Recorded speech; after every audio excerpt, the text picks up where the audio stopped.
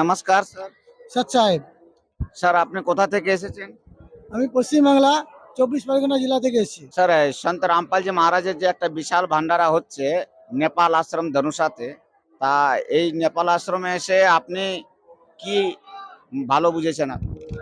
সন্ত রামপালজি মহারাজের ধনুষ্য যে নেপাল আশ্রম আছে, এখানে এসে বুঝলাম এখানে 24 ঘন্টা দেশি ঘি ভান্ডারা, দেশমুক্ত রমণী, রক্তদান শিবির।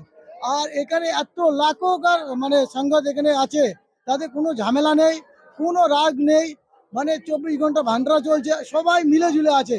আর না এখানে কেউ নেশা ভাম করছে, না কারোর সাথে ঝামেলা হচ্ছে। এত বড় মানে একটা সমাগম, বিনা কোনো প্রশাসন নেই। সন্ত রামপালজি মহারাজের যারা অনুমান আছে, এরাই মানে গাইড করছে, এরাই সবকিছু করছে, সুন্দরভাবে ব্যবস্থা করছে, কোনো ঝামেলা নেই এতে। ধন্যবাদ। সৎ সাহেব।